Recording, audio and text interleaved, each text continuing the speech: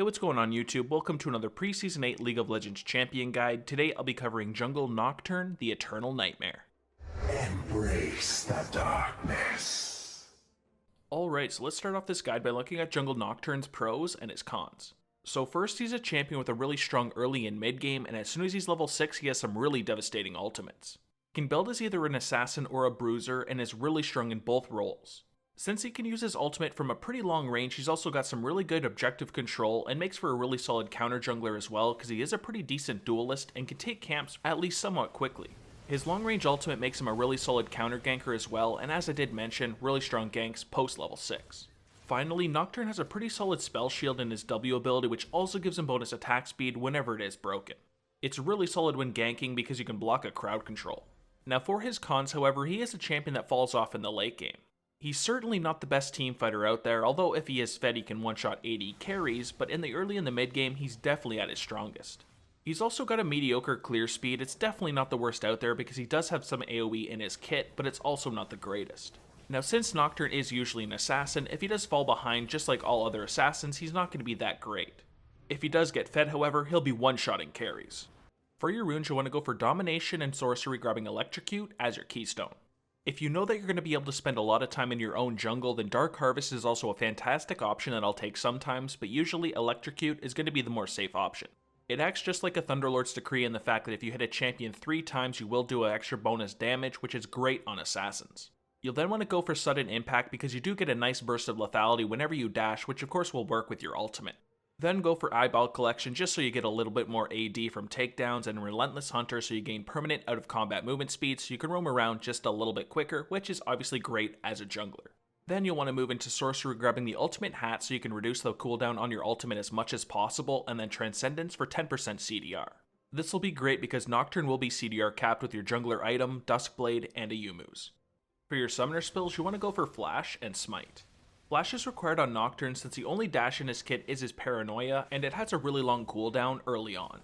It can also be used to save your life throughout the game since he's generally going to be a pretty squishy champion. You can also use it offensively to close a gap on an enemy and hit them with your Unspeakable Horror to flee the enemy, allowing you to kill them. Smite is also a requirement because it will allow you to clear through the jungle, secure objectives like Dragon and Baron, and buy your jungler item in the first place. Jungling without it is pretty AIDS, so make sure you pick it up. Your passive is Umbra Blades, which does some nice bonus damage that is AoE and also heals you, which is great in the jungle. Nocturne's basic attack is periodically enhanced, dealing 120% AD physical damage to his target and surrounding enemies, and healing himself for between 10 and 26 plus 15% AP per enemy hit. Basic attacks reduce Umbra Blade's cooldown by 1 second. So this is a pretty strong ability, especially in the jungle because it adds some AoE damage and also a heal, giving you some nice sustain. Nocturne's jungle clear would be pretty awful without this passive, so thank God we have it.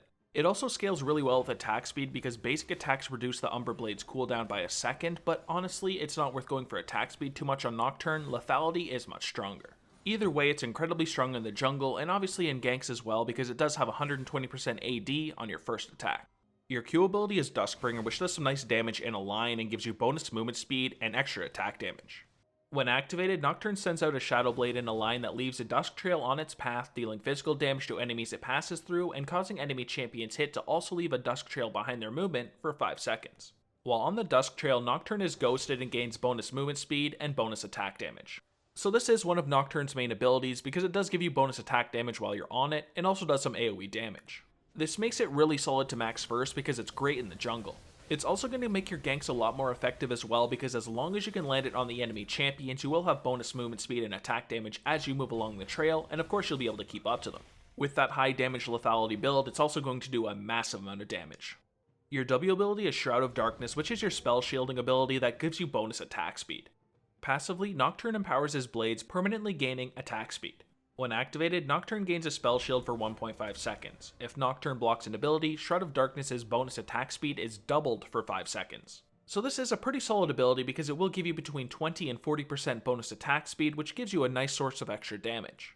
If you block a spell with it, it can go up to 80% attack speed, which is pretty huge. Whenever I'm jumping in on an enemy with my ultimate, I'll usually use my spell shield shortly after because if they do use a crowd control, my spell shield will take it, and of course I won't get crowd controlled and I can start doing my damage. Try to protect crowd controls as much as you can because if you spell shield them, Nocturne is going to be insanely strong with all of that attack speed.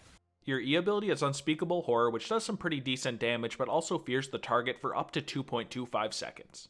Passively, Nocturne gains 335 bonus movement speed when moving towards fleeing targets. When activated, Nocturne plants nightmares into his target's mind, dealing magic damage over 2 seconds and forming a tether between him and his target. If the target does not break the tether by moving out of range, they flee from Nocturne for a short duration. So this ability does some okay damage, but it is AP based, so in the later stages of the game, it's pretty much going to do no damage.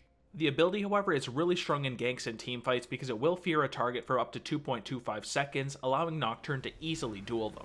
Whenever you're jumping into a target, make sure you put your E ability onto them and stay near them so they will flee, and you can easily get off your damage. Your ultimate is Paranoia, which does a really big chunk of damage and allows you to dash to a target from a pretty long range. When activated, Nocturne applies near sight to all enemy champions for 4 seconds. While Paranoia is active, Nocturne can activate it again to dash to the target enemy champion, dealing them physical damage. So this is an incredibly strong ultimate, and it is why he's such a good ganker. It's because this does an absolute ton of damage, and it has up to a 4,000 range, allowing you to jump onto a squishy target from a really long range. It has 120% bonus AD, so when you combine it with all of your lethality, it's going to hit incredibly hard. You'll want to use your Q ability mid-air while you also hit the champion with this ability, so it'll pretty much one-shot them. Against a little bit more durable champions, you'll want to put your E onto them so you can fear them, and then go in for the rest of the damage you need. You'll want to gank as soon as you can whenever you have this ultimate, and other than that, go into the jungle and start jungling until you have ultimate back again. For your skill order, you want to put a point into your ultimate whenever you can at 6, 11, and 16. Then focus on maxing your Q ability first because it is a really solid source of damage that's great in the jungle and will give you some nice bonus attack damage and movement speed whenever you hit a target. Then focus on maxing your E ability next because it has a scaling fear duration, and if you do get it off on enemy champions, they're going to be much easier for you to kill. That of course means you have to save your W ability for last, but you do want to point it at level 3 just so you can use it for the shield and of course have some extra attack speed. It's a really nice ability because it does have scaling attack speed, it's just not as good as the Q or the E. Nocturne's pretty decent at clearing through the jungle, and he has a few viable routes.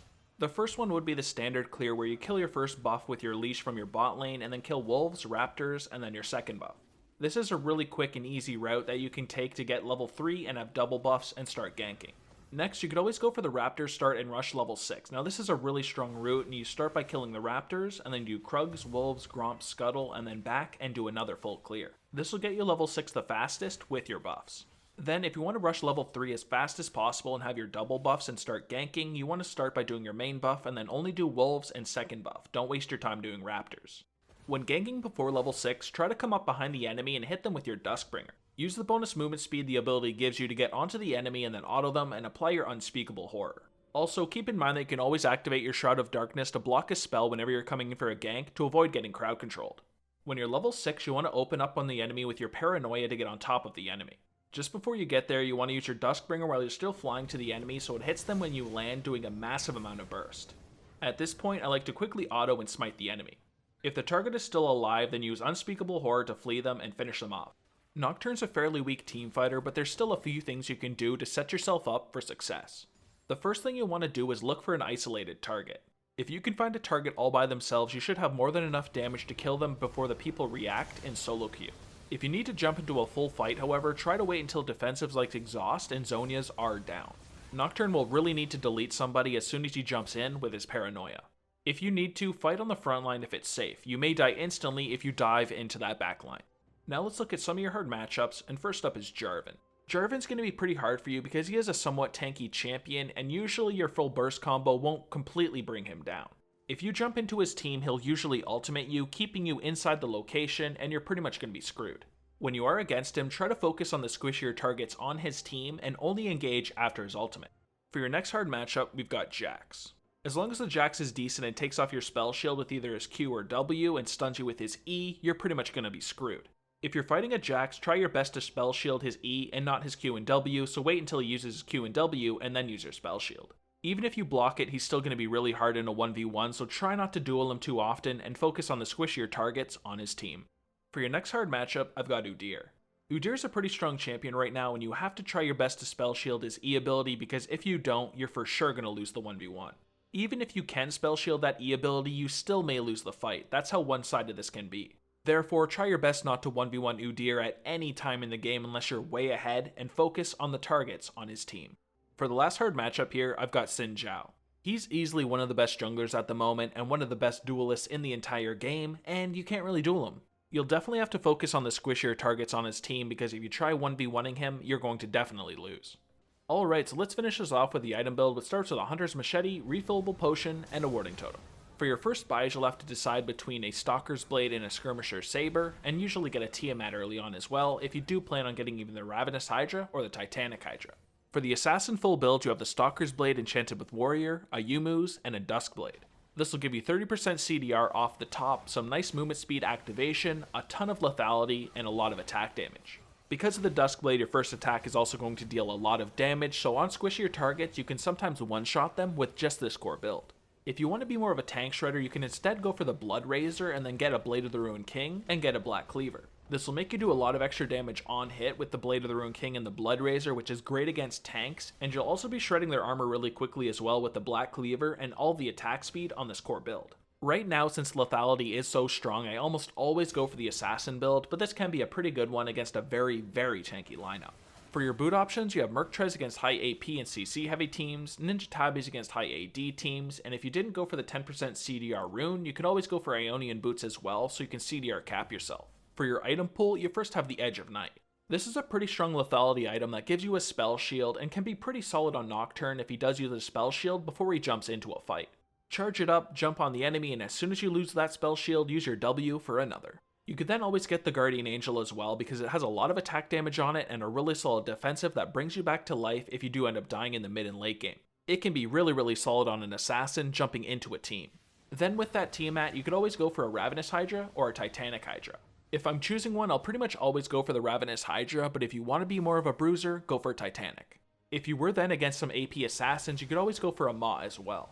The spell shield it provides can help you survive any of their all-ins. If you wanted some extra movement speed and some tankiness, you could always go for the Dead Man's Plate. It will make you a little bit more durable so you don't die instantly. Then finally, if you want your autos to slow the enemy and you want a decent health pool, you could always go for the Frozen Mallet. For my example full build, however, I take the core build, get some Merctrez, and then a Guardian Angel, and a Ravenous Hydra. You'll have an absolute insane amount of damage with all that attack damage and lethality, and you're also going to have a really nice defensive from the Guardian Angel. You'll be able to one-shot a lot of the targets in the game, however, you're going to be very squishy. But that covers everything I've got for Nocturne in Season 8. If you guys enjoyed the video, please drop a like and subscribe, and visit my video description below. I have a link to all my social medias, and I do also have a Discord server, so those are a couple you should definitely check out. But other than that, thank you guys so much for watching the video. I really do appreciate it, so take it easy, have a good day, and peace.